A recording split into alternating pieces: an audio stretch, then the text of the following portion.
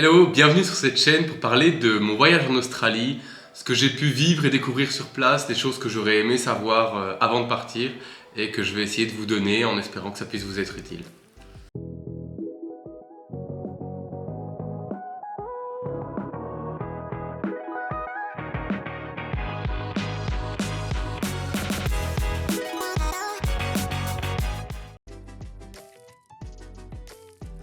Quand j'ai décidé de partir en Australie, je finissais mon parcours scolaire, j'avais bientôt 22 ans et j'avais juste besoin de partir, de m'éloigner de la Belgique, de mes amis, de ma famille.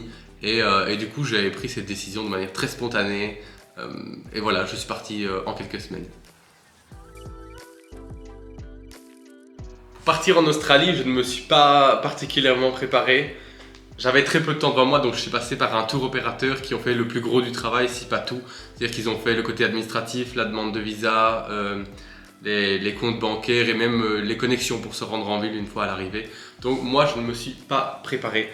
Et c'est pas quelque chose que je conseille, parce que autant tout ce qui est administratif est fait, mais par contre, ça a un prix de passer par un tour opérateur. Et surtout, le fait de ne pas m'être renseigné moi-même en regardant des vidéos, en lisant des blogs, etc., ça m'aura coûté beaucoup de temps, beaucoup d'argent et du coup, ça aura créé des regrets pour la suite de mon voyage.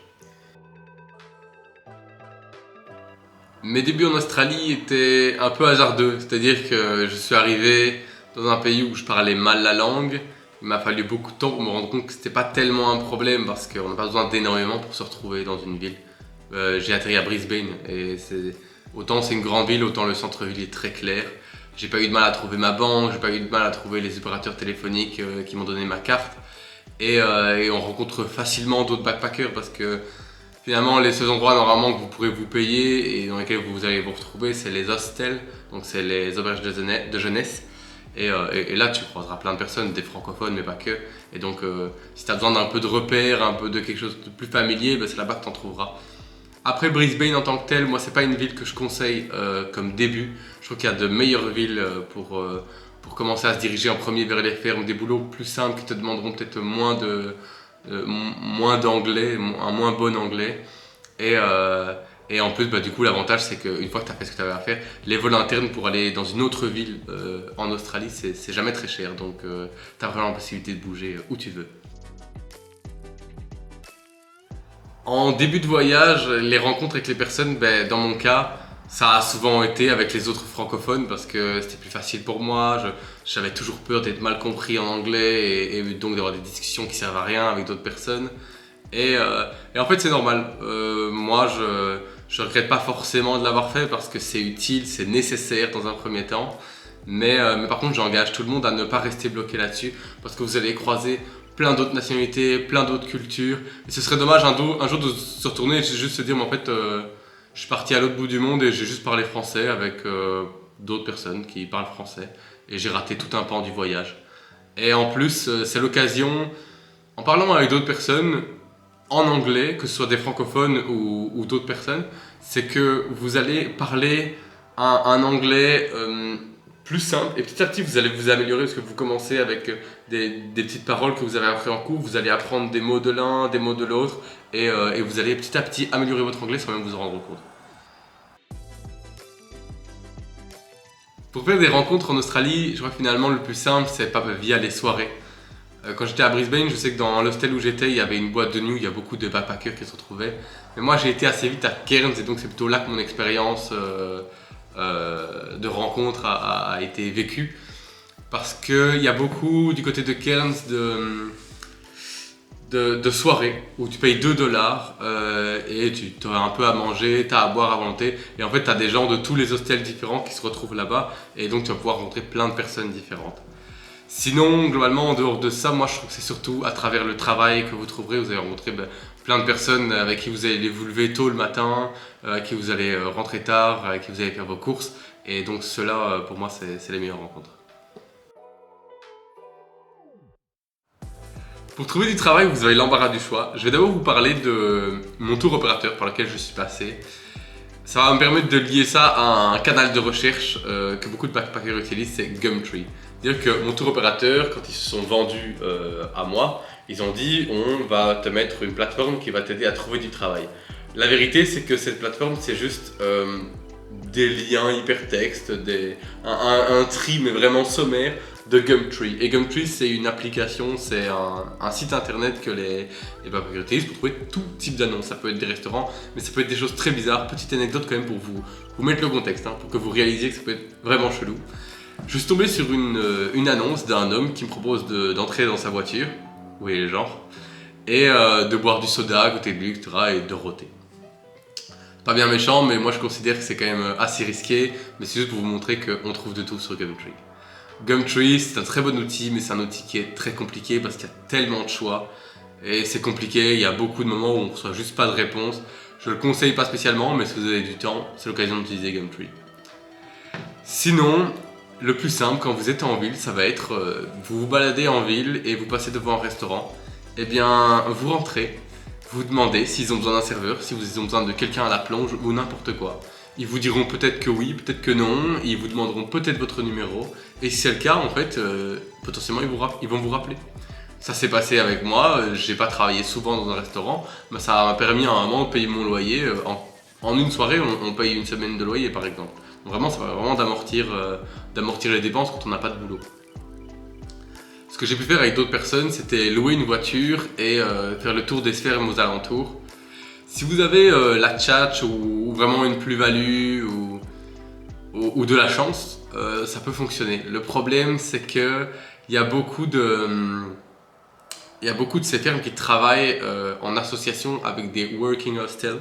Donc c'est des auberges de jeunesse qui vous accueillent et vous proposent comme main d'œuvre auprès des fermes. Donc ce qui est arrivé, c'est qu'on a pu arriver dans une ferme et il a dit c'est très intéressant, je vais avoir besoin de personnes bientôt, mais malheureusement j'ai déjà un hôtel qui va me donner toutes les personnes dont j'ai besoin et c'est un arrangement, donc je ne vais pas pouvoir vous accepter.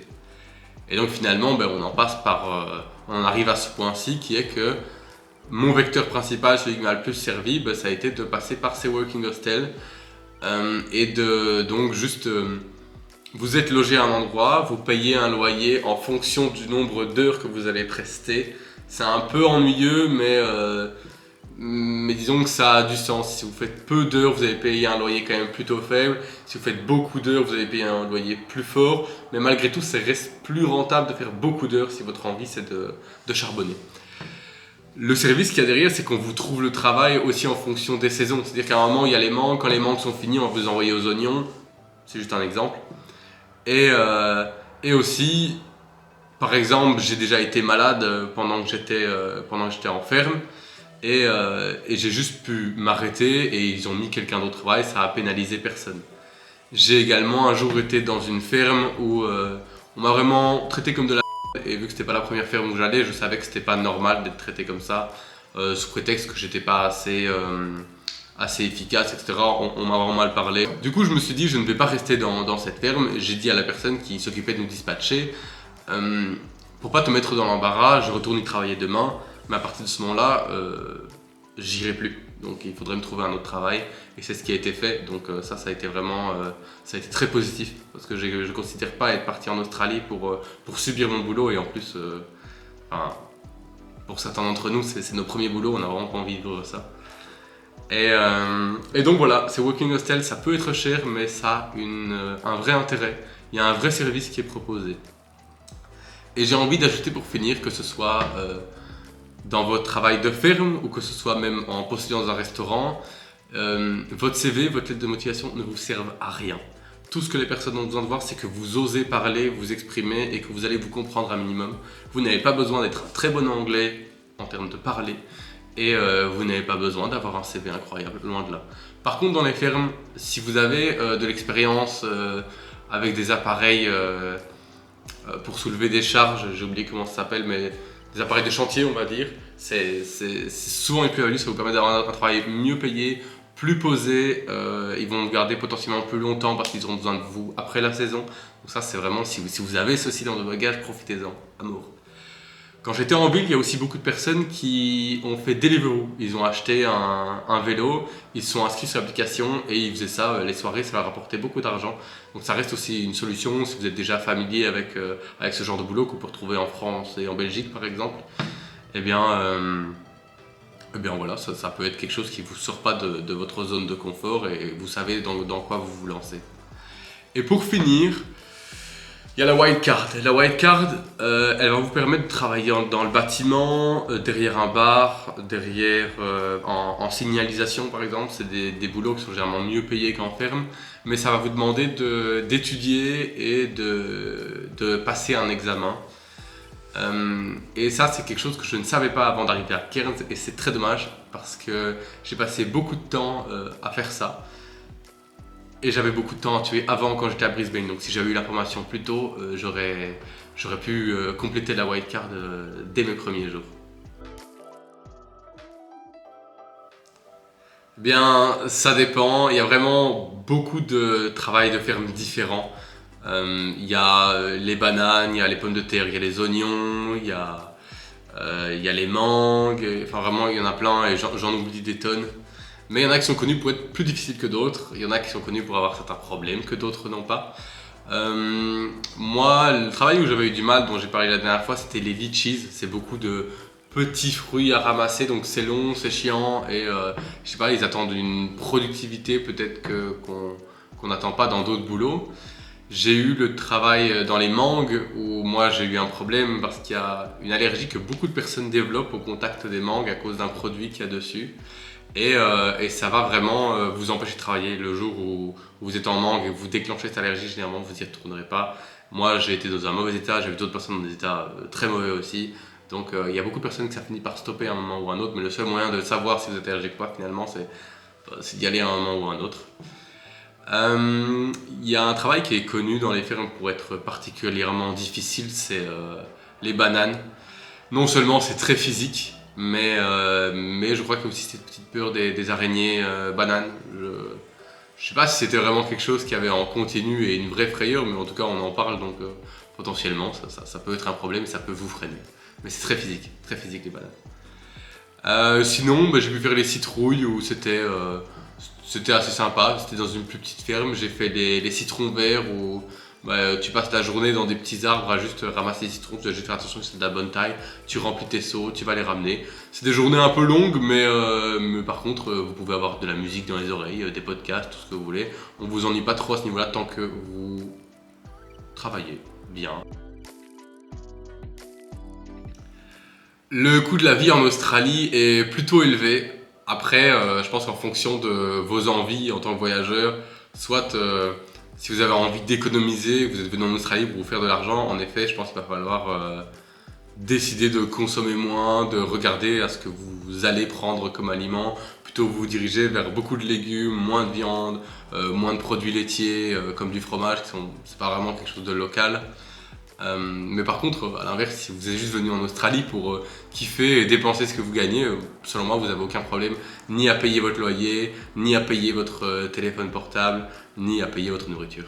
Tant qu'on parle du coût de la vie en Australie, eh bien, ils ont un problème en Australie qui est qu'il y a beaucoup de vols dans les magasins par les backpackers, que ce soit par nécessité ou par facilité. Moi, je pense qu'il n'y a rien qui excuse ce vol.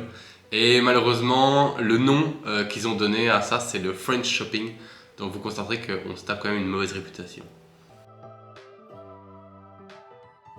En ce qui concerne les abonnements téléphoniques, je vais juste vous conseiller Telstra. C'est l'abonnement c'est l'opérateur par lequel je suis passé. Et ils ont un abonnement le moins cher, je pense, c'est 35 euros, mais pas avec 35 euros, vous avez 40 gigabytes. Ce qui, soyons honnêtes, est énorme. Je pense qu'ici en Belgique, avec 20 gigabytes pour regarder mes vidéos, etc., tant que c'est pas du téléchargement, je fais tout le mois sans problème. Après, peut-être que j'ai une consommation plus légère que la moyenne, mais moi, j'ai pas considéré que c'était un problème. Chez Telstra, vous avez également la possibilité de passer par un abonnement prépayé. Vous mettez seulement ce dont vous avez besoin, donc vous aurez votre crédit d'appel, vous aurez vos gigabytes, et en fait, si à un moment, sur le mois prochain, vous repayez votre abonnement, vous récupérez des gigabytes, mais vous n'aviez pas tout utilisé du mois précédent, eh bien, vous allez accumuler tous les gigabytes non utilisés. Et en fait, dans l'absolu, ça peut ne pas paraître intéressant parce que vous n'en avez pas beaucoup par mois, c'est du prépayé, donc techniquement l'intérêt c'est de l'utiliser et ensuite de recharger, mais ça concerne aussi le crédit d'appel. Mais l'intérêt réel, c'est que si vous êtes souvent en auberge de jeunesse, moi j'ai trouvé que les réseaux internet étaient très bons pour appeler, pour regarder vos vidéos. Et en fait, ce qui fait que vous allez payer très peu et quand finalement vous allez quitter vos auberges de jeunesse, peut-être que vous aurez dû payer 2, 3, 4 fois en prépayé et quand vous allez partir en road trip ou vous allez partir à un endroit où vous n'aurez plus votre Wi-Fi, et ben vous aurez stocké peut-être 60 gigabytes et c'est énorme, vous n'aurez même pas besoin d'autant parce qu'en plus normalement vous êtes occupé généralement à autre chose que d'être sur internet. Bon, ça chacun son usage. Telstra, ils ont une très bonne couverture réseau, en ville bien entendu, mais même quand j'étais dans des fermes très reculées, j'ai pas eu de problème. Il y a juste vraiment quand j'étais dans les Blue Mountains et à Cat Tribulation, dans la jungle, voilà, forcément c'est des endroits qui sont pas couverts ou très très peu par le réseau, mais c'est pas dramatique, je pense que vous aurez pas mieux que Telstra. Pour se déplacer en Australie, c'est plutôt facile. Je vais commencer par en ville. Je prends l'exemple de Sydney. Il y avait la possibilité d'avoir une carte qui fait un peu tout le transport en commun. Dire bus, train, il me semble qu'il y en avait un troisième, mais il ne me revient pas. Et la carte, elle ressemble à ça. Et elle va aller se chercher dans des grandes surfaces où vous allez demander qu'ils vous fassent un compte. Quand vous avez votre compte, vous allez pouvoir installer l'application. Et sur cette application, vous allez par exemple... je veux me rendre à Bondi Beach, et bien vous allez taper Bondi Beach, il va vous dire vous êtes ici, vous allez vous voir sur la carte, l'arrêt le plus proche il est là, le bus il arrive à telle heure, une fois que vous êtes dedans, vous allez voir votre déplacement en temps réel, vous allez voir combien d'arrêts il vous reste avant d'arriver à votre destination, c'est très précis, on voit les noms partout sur la carte, donc vraiment on manque pas de repères. Donc ça c'est pour le centre-ville, c'était génial en tout cas à Sydney. J'ai pas pu essayer dans les autres villes mais j'imagine qu'ils ont un bon système un peu partout en Australie. Quand j'étais en ferme, je me suis rendu jusqu'à ma ferme en bus. Il y a assez facilement des trajets en bus qui sont trouvables pour vous rendre jusqu'à votre ferme. Une fois là-bas, ils vont mettre en place eux-mêmes des navettes pour vous faire aller faire vos courses. Pour aller en ferme, revenir le soir. Donc à ce niveau-là, j'ai jamais eu aucun problème, c'est toujours très bien passé.